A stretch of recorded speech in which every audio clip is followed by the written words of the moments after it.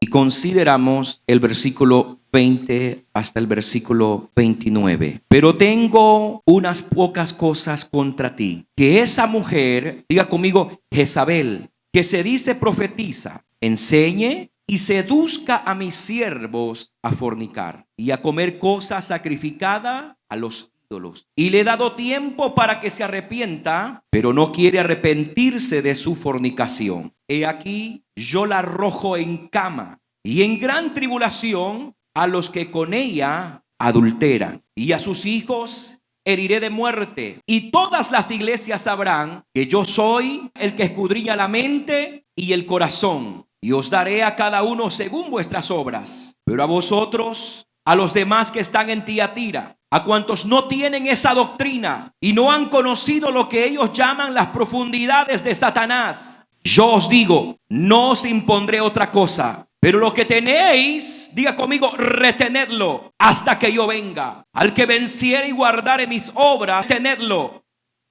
hasta que yo venga. Al que venciere y guardare mis obras hasta el fin, yo le daré autoridad sobre las naciones y las regirá con vara de hierro, y serán quebradas como vaso del alfarero, como yo también lo he recibido de mi Padre. Y le daré la estrella de la mañana. El que tiene oído, oiga lo que el Espíritu dice a las iglesias. El versículo 20 inmediatamente identifica y condena la influencia de una figura que se presenta como profetisa, la cual estaba desviando a los creyentes de la iglesia de Tiatira hacia una corrupción negativamente religiosa, a prácticas inmorales como la idolatría y la fornicación. Ahora, es importante entender el significado del nombre de esta mujer llamada Jezabel. Su nombre significa no es Baal. Y nos damos cuenta que esta mujer no era judía, sino una impía adicta a la hechicería y al sacerdocio de los dioses falsos. Jezabel fue una reina del antiguo Israel, mencionada principalmente, hermanos, en el primer libro de los Reyes, capítulo 16, versículo 31. Esta mujer era hija de Adbaal, rey de los Sidonios, y Jezabel se casó con Acab, rey de Israel. Y hay 4 características muy importantes que quiero que consideremos sobre Jezabel. Número 1, esta mujer era promotora de la idolatría. ¿Sabe que Jezabel introdujo, hermanos, la adoración a Baal y a Asera en Israel? Dioses cananeos de la fertilidad, el cual fue un acto, hermanos, profundamente condenado según la fe de los israelitas, lo que provocó una gran corrupción religiosa en el reino del norte en Israel. Número 2, durante su reinado, Jezabel persiguió y mató a muchos de los profetas de Dios. Y fue el profeta Elías uno de los que se enfrentó abiertamente a ella y a la influencia. Usted puede anotarlo en el primer libro de Reyes, capítulo 18. Ahí se encuentra cómo Elías, el profeta de Dios, los convocó arriba en el monte Carmelo. Gloria al Señor. Para aquel entonces habían israelitas y naciones impías que conocían al Dios que nosotros adoramos como el Dios de la altura o el Dios que habita en las montañas. Por esa razón, el profeta Elías convocó a más de 800 profetas falsos arriba en el monte Carmelo. Alabado el nombre del Señor. Desde la mañana, los falsos profetas empezaron a convocar el nombre de sus dioses para consumir el sacrificio que estaba preparado en el altar que ellos habían construido. Pero al pasar las horas, se dieron cuenta que el Dios de ellos no respondía, ni a través del sacrificio, ni a través del fuego. Entonces tuvieron que permitir al profeta de Dios llamado Elías que él ofreciera su sacrificio. Y lo primero que Elías hace es arreglar el altar de Jehová. Iglesia, nosotros somos un altar para el Señor. Usted individualmente es un altar. Todos somos un altar para el Señor. Y solamente en aquellos altares que estén arreglados En aquellos altares que estén preparados para un sacrificio verdadero de parte de Dios, son los que van a recibir la confirmación, aleluya, del poder de Dios manifestarse en esos altares. Yo no sé cómo está su altar. Yo no sé si su altar está descuidado, está arruinado como Elías encontró el altar de Dios, aleluya.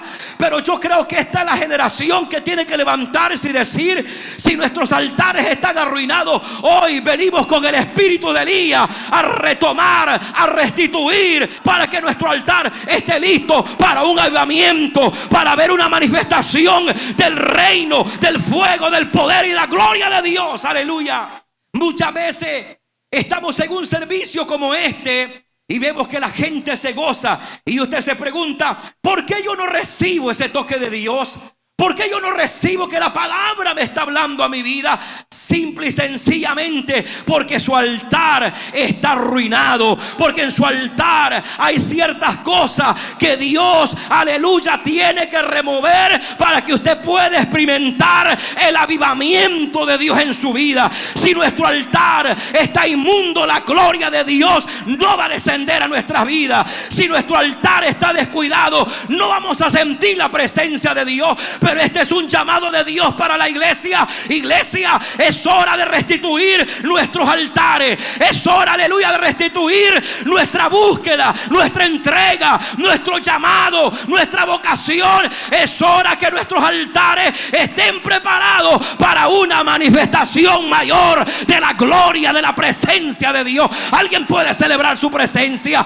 ¿Cómo está su altar? El espíritu de Elías es aquel espíritu que trae restitución, aquel espíritu que trae orden nuevamente, que empieza a alinear, aleluya, cada cosa en el lugar donde Dios lo quiere. Aleluya, cuando nuestro altar tiene agua alrededor, cuando nuestro altar está listo para la presencia del Señor, aleluya, es ahí donde verdaderamente la gente va a poder dar testimonio y decir: en ese altar hay fuego, en ese altar que estaba arruinado, ahora está arreglado. Ahora se ha levantado esa familia, se ha levantado ese joven, se ha levantado esa mujer, se ha levantado ese hombre. Este es el tiempo de levantarnos con el espíritu de Elías y decir: nuestro altar tiene que ser nuevamente restituido para ver una manifestación mayor de la gloria de Dios. La Biblia dice que la gloria postrera sería mejor que la primera. Si en el tiempo, aleluya, Dios se movió en el monte Carmelo y Dios le dio victoria a Elías, la gloria postrera tiene que ser mayor, más poderosa, más gloriosa, más tangible para su iglesia. En este tiempo, aleluya, Dios tiene que traer un avivamiento para que el espíritu jezabélico que se está moviendo en las iglesias, aleluya, pueda retroceder y el espíritu de Elías, aleluya, pueda glorificarse en medio de la asamblea de su pueblo. Tercer característica de esta mujer Jezabel es que dio muerte a un gran hombre de Dios llamado Nabot, un hombre justo que poseía una viña que el rey Acab deseaba en su jardín. Usted va a encontrar esto en el primer libro de Reyes, capítulo 21, versículo 8. Jezabel, una mujer perversa, tramó un complot falso, gloria al Señor, para acusar a este hombre de Dios llamado Nabot. Lo acusó de blasfemia, le hizo llevar ante el consejo y luego lo mandó a matar. Como resultado, el rey Acab, su marido, obtuvo la viña, pero su acto de justicia fue severamente condenado por Dios a través de los labios del profeta Elías. Y número 4, el destino de Jezabel fue trágico. Después de la muerte de Acab, Jezabel murió de una manera violenta y dramática, como se relata en el segundo libro de Reyes, capítulo 9, versículo 30 al 37. Que esta mujer fue lanzada desde una ventana por los eunucos que le servían, y su cuerpo fue devorado por los perros, cumpliendo la profecía de Elías de que su muerte sería humillante y trágica. Jezabel durante años ha sido una figura muy preocupante dentro de la iglesia moderna. Y aquí en Apocalipsis capítulo 2 versículo 20, Dios la llama a ella por nombre, Jezabel.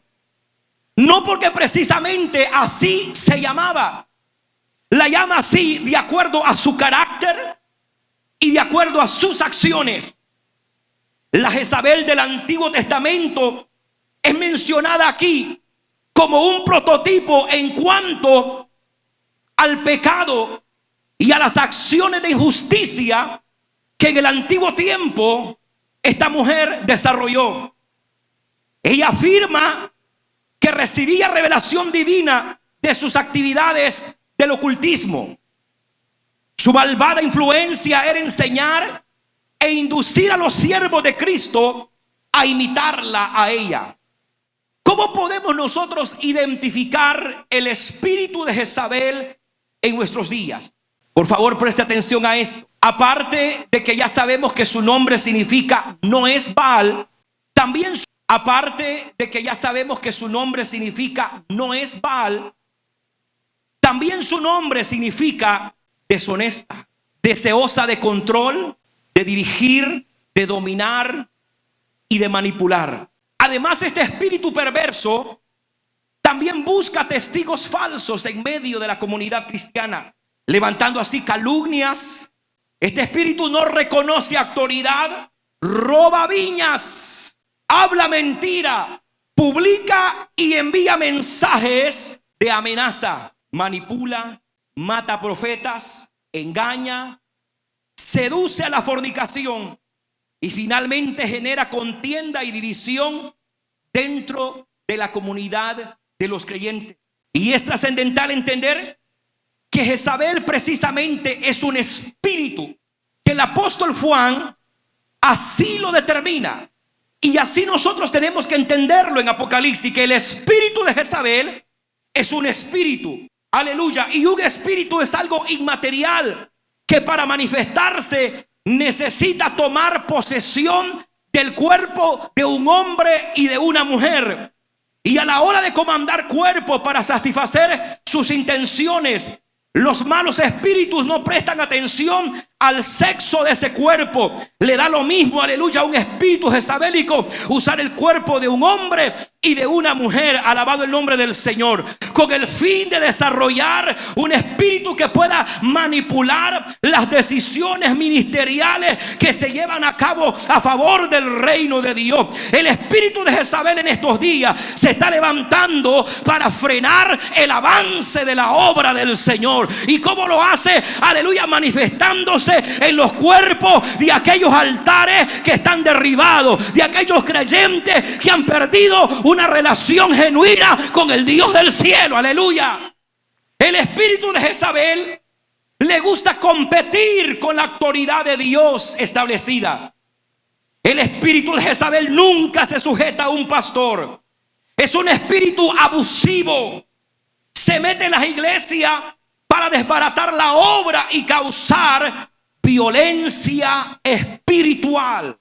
Enseñaba a los siervos de Dios a cometer adulterio con ella, pero ella fornicaba con ellos.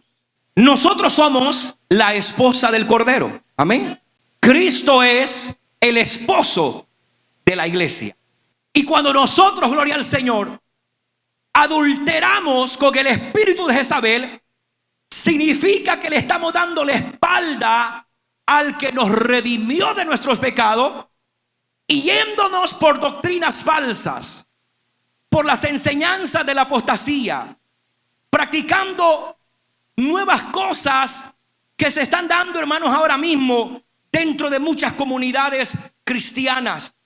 Y de esa manera muchos cristianos están adulterando con el espíritu, gloria al Señor, de Jezabel, y ella está haciendo, aleluya, fornicación con aquellos que se empiezan a desviar de los principios de la sana enseñanza, gloria al Señor. Pero Dios siempre, al igual que la iglesia de Tiatira, Dios alaba y elogia a un pequeño remanente, gloria al Señor, que no habían aplaudido, ni habían imitado, ni se habían contaminado, ni habían adulterado, ni habían fornicado con el espíritu de Jezabel. Siempre en medio de la comunidad cristiana, Dios va a tener a los Elías como una voz de advertencia para estos tiempos finales. Siempre Dios va a levantar a una voz profética para decirle a la iglesia: aleluya, tenemos que regresar a la senda antigua, tenemos que regresar a los principios de la palabra. Si la iglesia quiere verdaderamente experimentar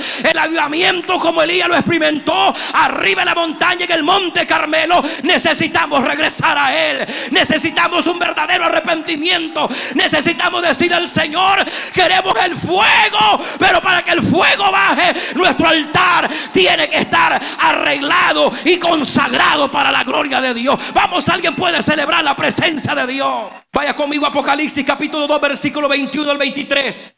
Aquí en estos versículos solemnemente hay una advertencia para aquellos que de manera insistente toleran y participan en la prostitución espiritual.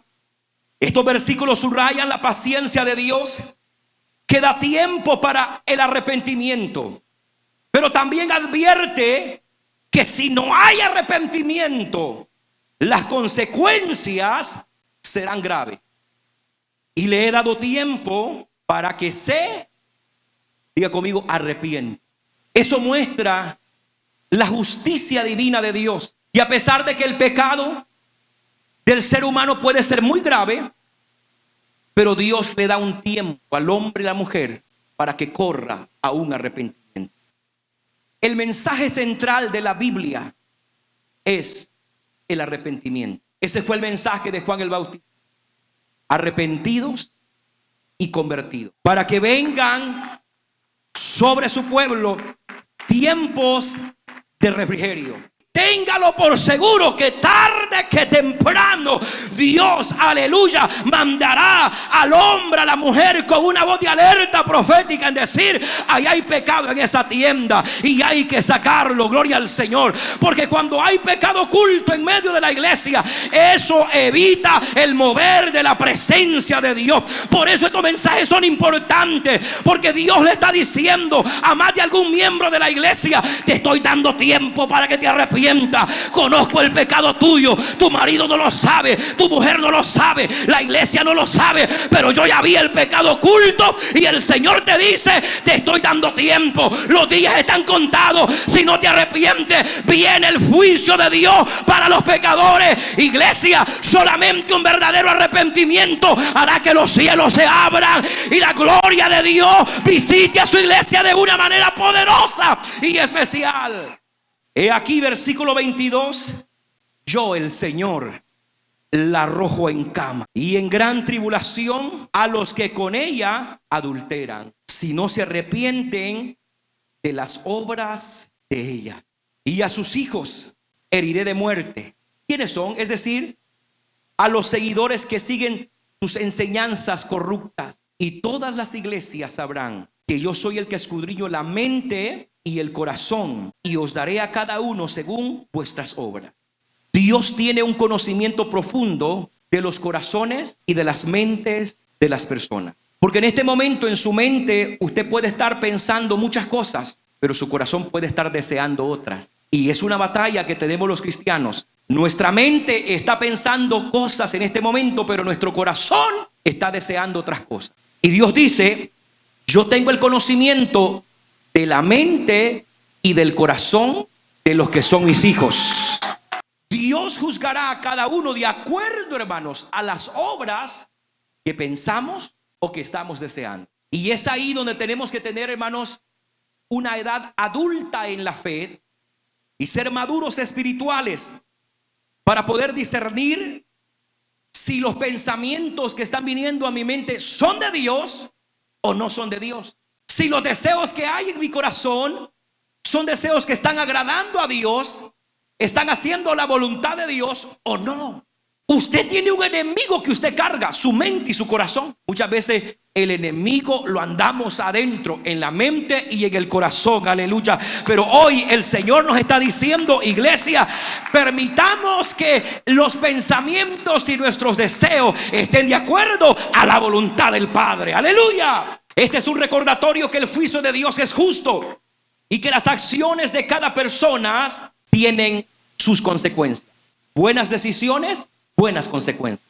Malas decisiones, malas consecuencias. Hay gente que dice, es que yo estoy pasando por este desierto, pero en este desierto Dios va a estar conmigo. No, si Dios no te metió a ese desierto, Dios no va a estar con usted. Por eso es que en el capítulo 19 del primer libro de Reyes, Dios corta el ministerio del profeta Elías.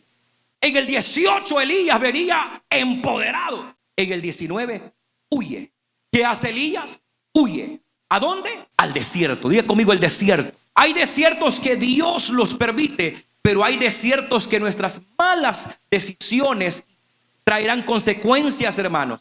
Desiertos que Dios no va a estar con nosotros. A esos que están en esos desiertos que yo no he permitido, a eso yo le estoy diciendo, te he dado tiempo para que te arrepientas, salgas de ese desierto solitario y empieces a caminar en una línea de arrepentimiento con el Señor. La iglesia de Tiatira era una comunidad que, aunque tenía buenas obras, también estaba lidiando con las falsas enseñanzas y el pecado que se estaba infiltrando en medio de la congregación. Por favor, acompáñame al versículo 24. Pero a vosotros y a los demás que están en Tiatira, a cuantos no tienen esa doctrina y no han conocido lo que ellos llaman las profundidades de Satanás, yo os digo, no os impondré otra carga. En este pasaje se observa una distinción entre aquellos que se han dejado influenciar por la falsa doctrina de Jezabel y por aquel grupo de cristianos en Tiatira que han permanecido fieles a pesar de un tiempo de apostasía que les ha tocado vivir. A nosotros nos ha tocado que vivir el peor tiempo de apostasía.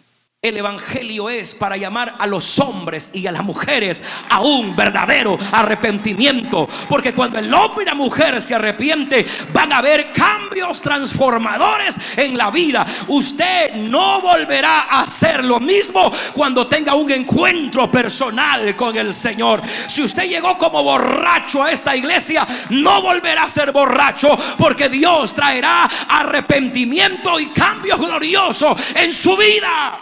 Entonces el evangelio no es para que la gente diga, queremos un culto, queremos una iglesia donde sintamos emoción. No, el evangelio es para que cuando usted salga de las puertas, usted lleve palabra de Dios, y esa palabra usted esté rumiando, y esa palabra te bendiga, te edifique, te haga crecer, y esa palabra te levante en medio, aleluya, del caos, en medio de la crisis. La palabra es la que le va a dar vida al hombre y la mujer. La gente dijo, Padre, ¿y a quién iremos? Aleluya, si solamente tú tienes palabra de vida eterna. Es la palabra viva de Dios que hará cambio en el hombre y en la mujer. Iglesia, nosotros somos responsables de retener la verdad de la sana enseñanza. Nosotros somos responsables de seguir siendo la sal de la tierra, la luz de este mundo. Aunque quizás otras luces se lleguen a apagar en otras comunidades cristianas, pero esta luz tiene que mantenerse encendida como un faro de esperanza.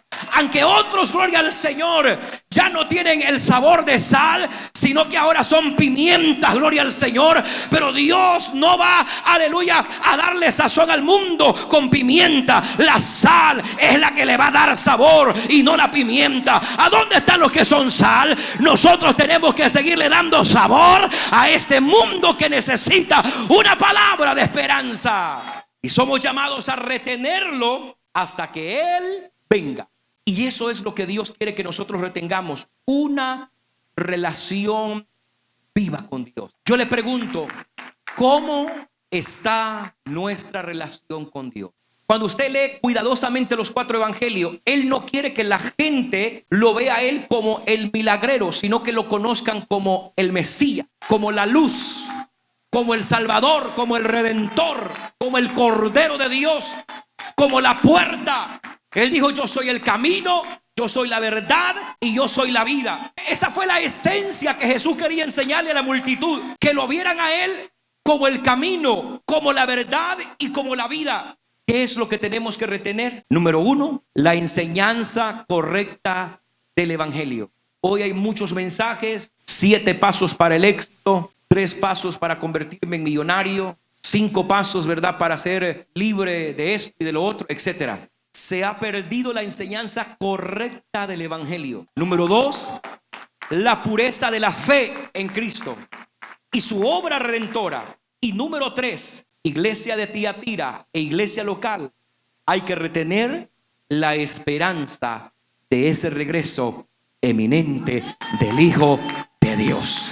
Versículo 26, al que venciere y guardare mis obras hasta el fin, diga conmigo: yo le daré autoridad. ¿Sabe qué significa yo le daré autoridad? Quiere decir que vamos a gobernar con Cristo sobre las naciones. Quiere decir que vamos a tener el privilegio, los vencedores, obviamente, al que venciere. Los vencedores, un día se nos va a dar autoridad para gobernar con Cristo durante el milenio. Gloria al Señor. Seremos reyes y sacerdotes para la gloria de Dios en el milenio. Tiene que haber un punto en la vida cristiana donde nosotros nos salgamos de estas 4 paredes y miremos, hermanos, el futuro que nos espera como iglesia. Yo no sé si usted se pone a pensar: Señor, si el arrebatamiento fuese en este momento, ¿qué es lo que yo voy a experimentar en los aires? Aleluya, porque vamos a recibir al Señor en el aire, o sea,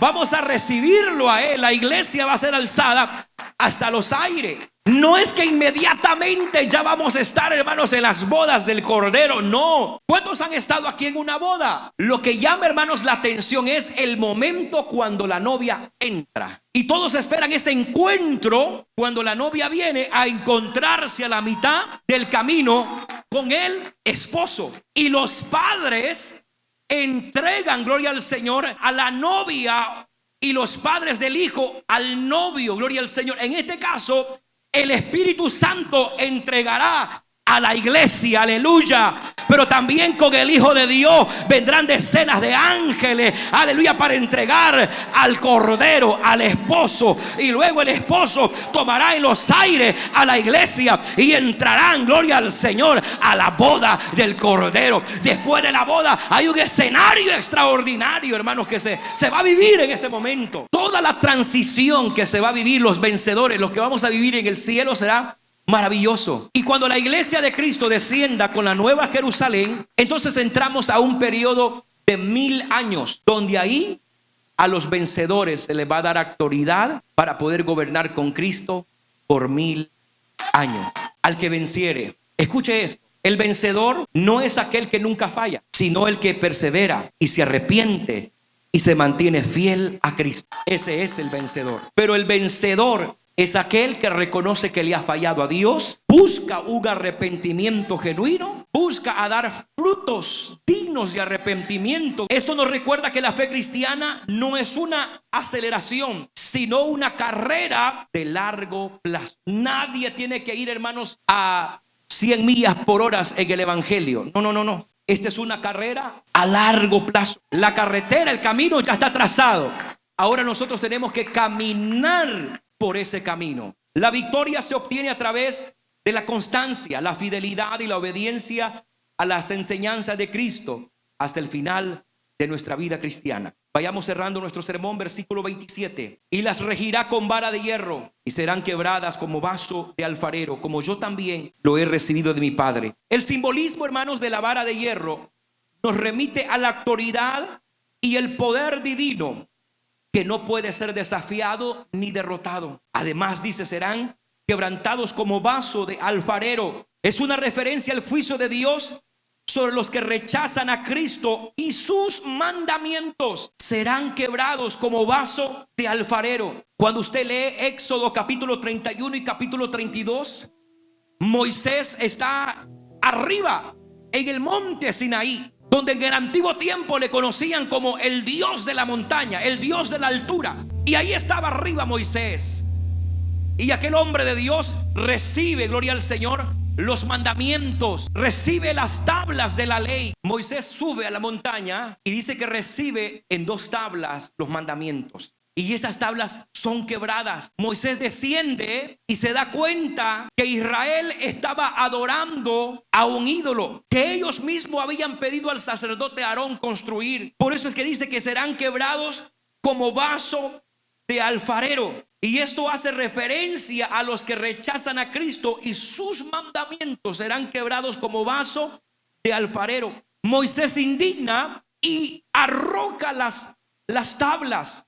Se quiebran y el juicio de Dios cae sobre la nación de Israel. Los que rechazaron al Dios de Moisés, los que rechazaron los mandamientos, gloria al Señor. Ahora la misma palabra, el mismo mandamiento estaba trayendo los juicios en carne viva en la vida de ellos. Versículo 28: y le daré la estrella de la mañana. La estrella de la mañana es una figura que se refiere a Cristo mismo, quien se presenta en el libro de Apocalipsis capítulo 22 versículo 16 como la estrella resplandeciente de la mañana. Este título representa la luz que Cristo trae al mundo, la esperanza que Él ofrece en medio de un tiempo de oscuridad. Y el Señor dice a estos, aleluya, yo les daré la estrella de la mañana, para que no anden en tiniebla, para que no anden en oscuridad, sino que carguen la luz mía. Alabado sea el nombre del Señor.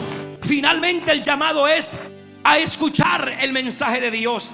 Versículo 29: el que tiene oído, oiga lo que el Espíritu dice a las iglesias. La victoria es nuestra si permanecemos fiel hasta el fin. Sin embargo, solo aquellos que escuchen y respondan a la voz del Espíritu Santo serán los que recibirán las promesas que Dios ha prometido para su pueblo. Por eso Él termina diciendo: el que tiene oído, oiga lo que el Espíritu dice a la iglesia. Iglesia es el Espíritu Santo a través de la palabra que está llamando a la iglesia a un arrepentimiento, a mantener la enseñanza de Dios, alejarnos del espíritu de apostasía, el espíritu de Jezabel, que lo único que trae es frenar el crecimiento y el avance de la obra de Dios. Cuidado con el espíritu de Jezabel. Cuidado, aleluya, con aquellas personas que van a causar tropiezo en su vida espiritual. Cuidado con aquellos comentarios negativos. Cuidado con aquellas personas que matan ministerios como lo hace Jezabel. Cuidado con aquellas personas que roban viña como lo hizo Jezabel, robar la viña del siervo Nabot. Hay gente en medio de la congregación que se va a levantar con el espíritu de Jezabel para sacarlo de la iglesia, para sacarlo del llamado, para que usted renuncie a la verdad del evangelio. Pero hoy el Señor nos dice, aleluya, que con nosotros está el poderoso de Israel y que no hay que temer, iglesia. Con nosotros está la estrella de la mañana, y al que venciere, Él le dará poder, autoridad. Póngase de pie y déle ese aplauso al que vive.